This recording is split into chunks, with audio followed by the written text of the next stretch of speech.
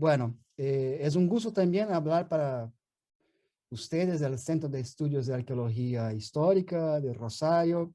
Es una referencia en Sudamérica y en la medida de mis posibilidades siempre he acompañado lo que están haciendo y tengo mucho interés. Entonces, eh, como ya les dije, es una felicidad poder compartir algo de mi investigación que la estoy haciendo en los últimos 10 años.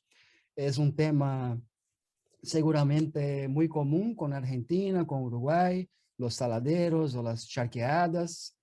Y creo que la arqueología de esos saladeros es muy importante porque en términos de diáspora africana y de formación del mundo moderno, sabemos un poco más de los cafetales, de los ingenios de azúcar, algodón, o sea, de otros modos de producción eh, eh, asociados a la explotación de africanos y sus descendientes, pero no tenemos una dimensión muy larga y conocemos poco de la inserción de los saladeros en el mundo global, en la formación de la modernidad. Bueno, claro, ya hace mucho que, como que 10 años de investigación, ¿no? Entonces son muchos problemas, muchas variables, y hoy, por una cuestión de tiempo, Gustavo me pidió para que hablara entre 20 y 25 minutos, ¿no? Y para que tengamos más tiempo para el debate.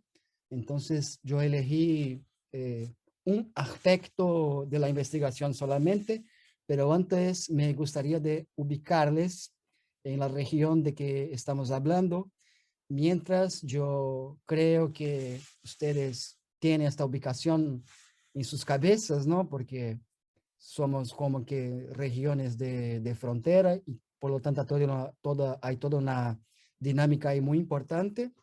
Eh, Pelotas, la ciudad está en rojo y es muy importante lo que decía hace un rato, la inserción de la ciudad en el sistema atlántico, ¿no? Con relación a las lagunas. Entonces, en esta región tuvimos como que 40 saladeros con exportación para el mercado interno y para el mercado internacional. Bueno, no voy a hablar mucho de esos aspectos de la arqueología del paisaje, la relación de la escala de los sitios locales y su inserción en el mundo atlántico, porque elegí exactamente hablar de las ontologías africanas en esos espacios productivos de los saladeros. Entonces, normalmente yo trabajo con dos regímenes sensoriales y por régimen sensorial yo entiendo las cosmopolíticas, o sea, cuáles son las relaciones entre humanos y no humanos en la construcción del paisaje, de los espacios, o sea, qué política nosotros humanos tenemos con relación al cosmos, con la naturaleza, con los otros seres, ¿no? Con las otras cosas, con las materialidades en general.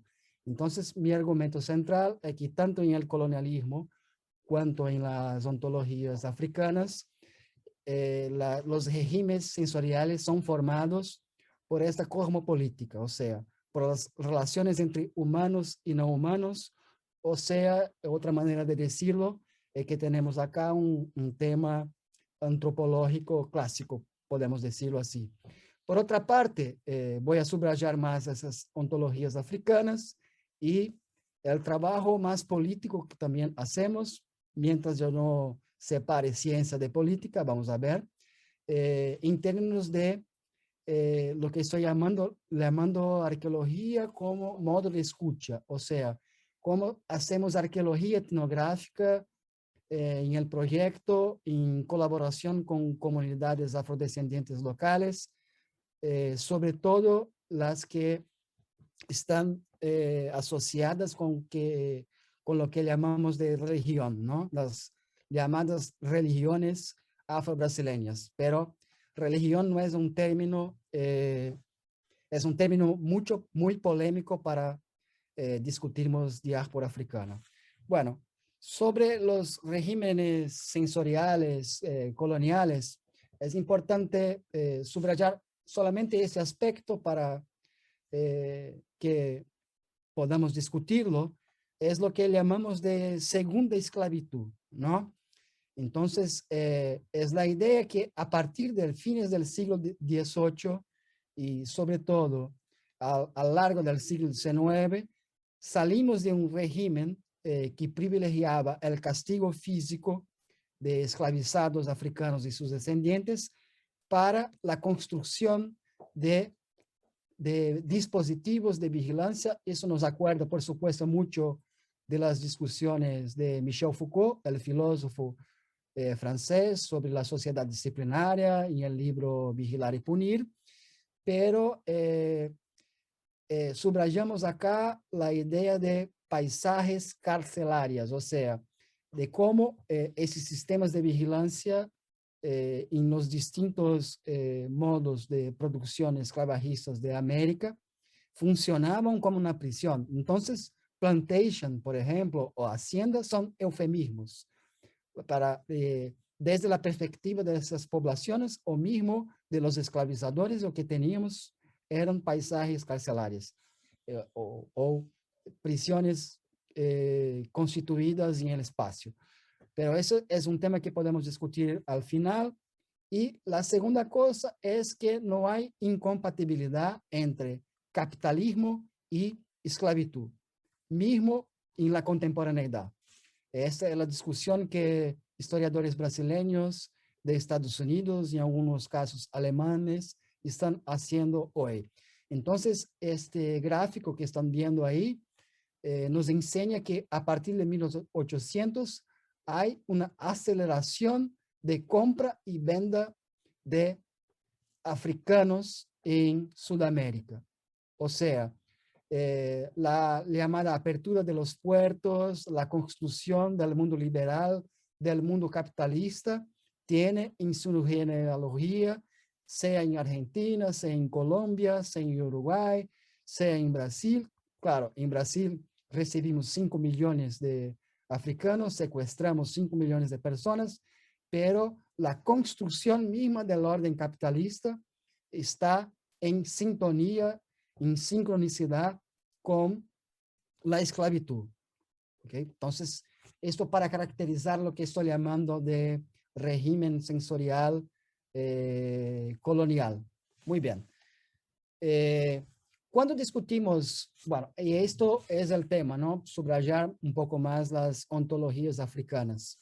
Bueno, la primera cosa es que en estas ontologías, ¿no?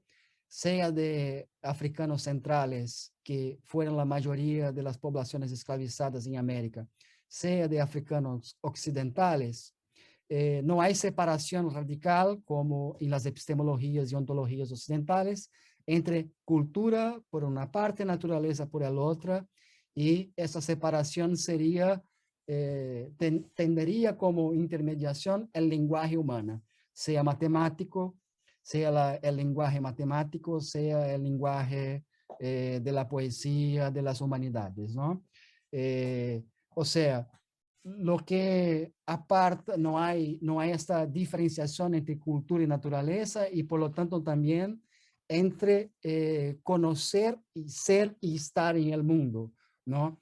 No hay una separación radical también entre la persona y la colectividad.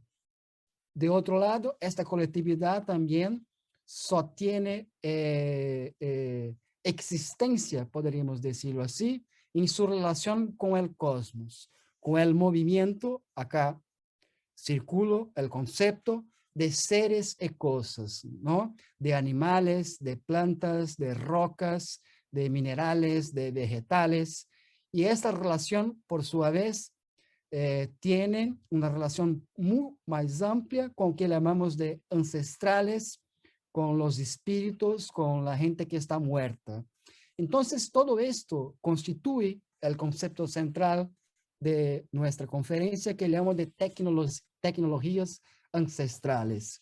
Entonces, tanto el vodun o el axé de grupos yorubás o el munto de los bantus, cuando son plantados en un local y un sitio, movimentan toda esa relación entre humanos y seres y cosas. No sé si está claro.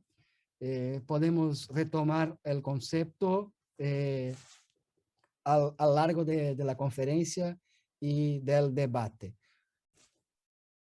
Bueno, es por esto, y un poco más polémico ahora, para mí hoy la arqueología estudia la relación entre humanos y no humanos, ¿no? La relación entre humanos, no humanos y materialidades y cosas. Estudia las cosmopolíticas y la cosmotécnica. Cosmotécnica es un concepto de un filósofo chino muy joven que ha publicado mucho en los últimos años, y para él la cosmotécnica o la tecnología no se aparta, no se separa de un sistema de valor cosmológico más general, ¿no? O sea, lo que llamamos de tecnología es también un sistema cosmológico, ¿no? Es una relación estrecha que la mayoría de los grupos humanos mantienen con la naturaleza. Bueno, ¿cómo aplicamos estas premisas, estos conceptos en nuestro trabajo? A ver, este fue un saladero que excavamos en 2016, en 2 temporadas, de un total de 2 meses, ¿no?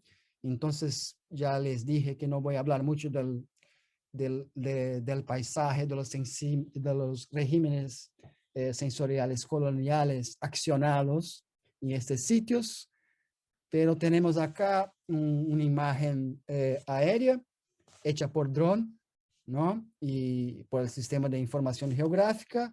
Entonces, solamente para caracterizar algo del régimen colonial y de vigilancia, vean que desde la frente de la Casa Grande, ¿no? Great House, está en inglés, perdón, se podía ver todo el sistema productivo, el cotidiano del saladero. Acá tenemos la estructura de una vivienda de esclavos, senzala en portugués, slave quarter en inglés.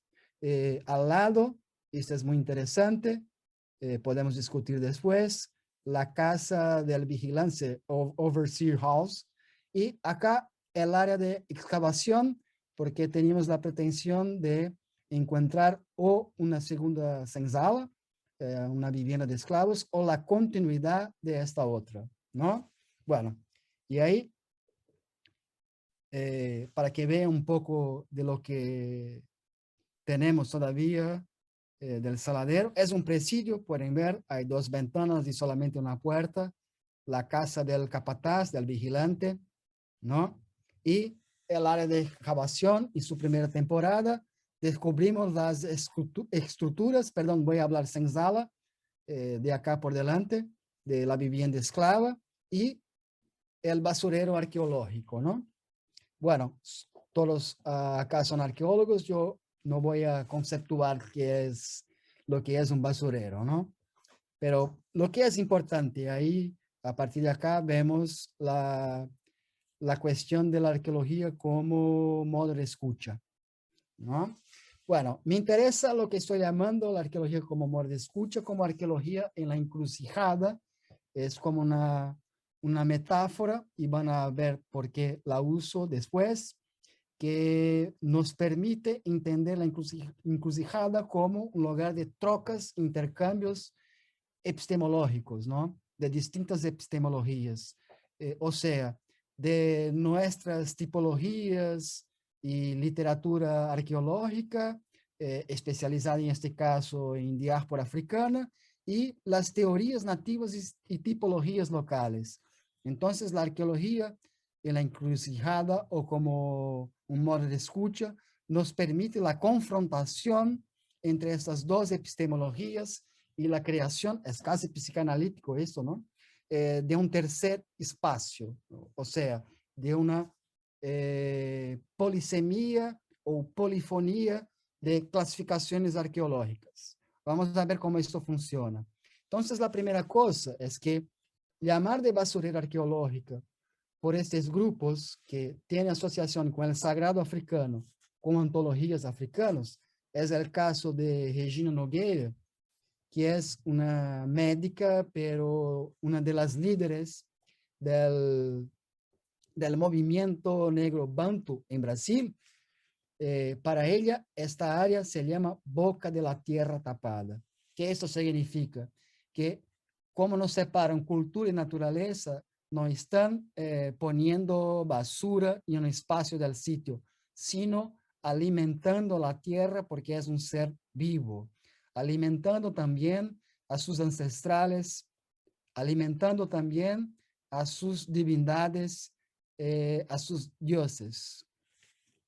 Una otra, un otro ejemplo, este supongo más interesante, que vino también de ese trabajo etnográfico. Entonces yo hablé sobre tecnologías ancestrales y lugares ancestrales. Entonces es muy común que en los sitios sagrados, terreiros, llamamos nosotros, donde se dice que se practica religiones afro-brasileñas, repito, es un concepto que no se aplica, ¿no? En la medida que pensamos desde una mirada más ontológica de las ontologías africanas, siempre hay fundamentos o ofrendas a determinadas divindades, ¿no? Entonces, a esto, a depender de la matriz, de la origen de esas ontologías, podemos, caso sea Yorubá, podemos llamar Axé. Entonces, sabemos también por la literatura de estos fundamentos, de estos lugares, de esos sitios sagrados, ¿no? Y, y comparamos con las tipologías locales. Entonces, ¿qué se pasa acá? Vean que hay una, abajo de la estructura, una deposición de hierros, de metales, son arcos de barriles, ¿no? Es una cuestión también interesante que podemos discutir después, o sea, un artefacto que ponía también en movimiento el sistema atlántico, es reapropiado por esas poblaciones para otro sentido, ¿no? Y tenemos también la deposición en el mismo contexto de un cadenado que está abierto y una llave. Bueno, esto, sea en la literatura, sea en la etnografía, sabemos que es una ofrenda para Dios divindades, Dios orishas. Ogún, que es el dios de la metalurgia, del hierro, de la fabricación de las herramientas para la guerra y también para la agricultura, ¿no? Entonces es casi un dios, pongamos así, arqueológico, porque trabajar con los metales exige el conocimiento del viento, de varios elementos de la naturaleza. Hay toda una cadena operatoria para hacer esas herramientas, pero es un dios también de la protección de la colectividad y por lo tanto un dios de la guerra. Y por otra parte, la llave y el cadenado son símbolos, son artefactos creados, reinventados en la diáspora, no eran originales de una divinidad que se llama Eshu, o sea, es el dios de la encrucijada, el dios también de la sexualidad, pero el dios de las trocas epistemológicas, el dios que permite el pasaje a uno por los lugares y por lo tanto puede abrir o cerrar los caminos. Entonces, hay también acá un proceso de apropiación por esas ontologías, porque si por un lado la llave y el cadenado pueden aprisionar a uno, ¿no? Meterle en grillones, en esposas, pueden también libertarlos. Bueno, caso hay alguna duda sobre especificidades de estas ontologías, por favor, que me lo digan después. Bueno, acá tenemos este pequeño jarro ahí, ¿no? Que se llama quarchim en portugués y es un artefacto fundamental para las ofrendas a las divindades, a los ancestrales, y se pueden poner diferentes líquidos. Entonces, en esta foto acá, que es local, tenemos un lugar ancestral, una tecnología ancestral que movimienta seres y cosas, ¿no? En esa relación con el cosmos, y por lo tanto tenemos acá una cosmotécnica. No sé si estoy siendo muy claro con mi español. Y finalmente un otro ejemplo, una pipa muy común, ¿no? Algunas veces es clasificada como perteneciente a grupos afrocatólicos porque esta decoración tendrían motivos de rosario, ¿no? Y están asociadas en contextos de iglesias eh, de Nuestra Señora del Rosario, o sea, es un tema muy complejo, es del afrocatolicismo, pero también nos acuerdan pequeños caracoles. Ustedes saben que el sistema de divinación, de previsión del futuro, o Ifá en Yoruba, es central para el sagrado de esas ontologías africanas, por esa relación con el cosmos, con la naturaleza. Y el trabajo de la etnografía arqueológica nos llevó a esta clasificación, ¿no? Que parece más una vez Foucault, ¿no? Eso no es una pipa, es el destino de una persona, porque el ori o la cabeza de una persona y su destino es eh, una, una atribución de una divindad específica. Entonces, por eso que se habla de hijos de santos, ¿no? Entonces, cuando uno nace, se lloran los caracoles o Pelé para que se sepa el odú de una persona, o sea, su destino y su lugar en el mundo como un ser humano y en la colectividad. Bueno, tenemos acá un ejemplo muy común en sitios de la modernidad, que son los vidrios reciclados, las herramientas de vidrio. Entonces también en algunas ocasiones jugamos los caracoles, el sistema de Ifá, para clasificar los materiales con Eshu, que también es la divindad como si fuera el dios Hermes de la antigüedad. Es un hermeneuta, es el dios del lenguaje, es lo que traduce lo que dicen los dioses a los humanos, ¿no? Entonces, Eshu ha clasificado esos materiales de una manera muy coincidente con la que logramos encontrar en la literatura especializada. Entonces, sirvieron para sacar el cuero de los animales, para perforar, o sea, hay toda una funcionalidad.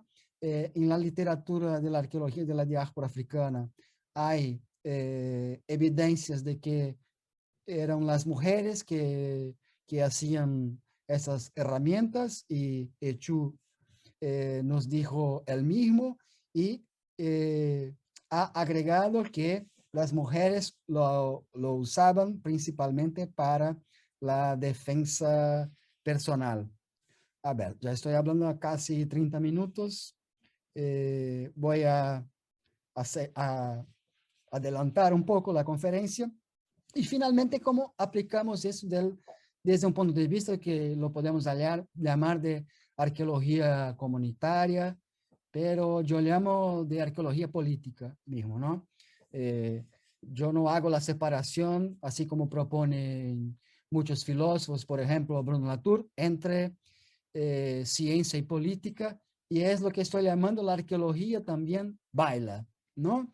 Entonces, esta relación entre tecnologías ancestrales del pasado y la clasificación del presente, esa arqueología en la encrucijada, nos permite elaborar una serie de narrativas e interpretaciones antirracistas, y de ahí mi trabajo con una compañía eh, de, de afro, una compañía afro de danza local con artistas locales, y ese espectáculo, el Baile de los Orishas, es hecho en el Saladero San Juan, que presenté, que acabamos, ¿no? Y simultáneamente al espectáculo de danza hacemos exposición arqueológica. Entonces, hay y ya voy a concluir. Todo un guión para el público y una narrativa que acciona el resultado de nuestra investigación juntamente con el espectáculo de danza, ¿no? Y es una manera de poner estas tecnologías ancestrales una vez más en movimiento. Entonces, al revés de las exposiciones más convencionales, museológicas o no, donde los materiales están fijos, puestos en lugares sin movimiento, en la nuestra se tiene la metáfora, por lo menos, o la poética de que los artefactos están en movimiento con el cuerpo de los danzantes, de bailarinos y bailarinas, se dice en portugués, perdón, ahí me faltó la palabra, y es una manera de reapropiar esta cosmotécnica en el presente y hacer sentido, por tanto, como una crítica antirracista. Bueno, esto tendría para decirles hoy. Muchas gracias.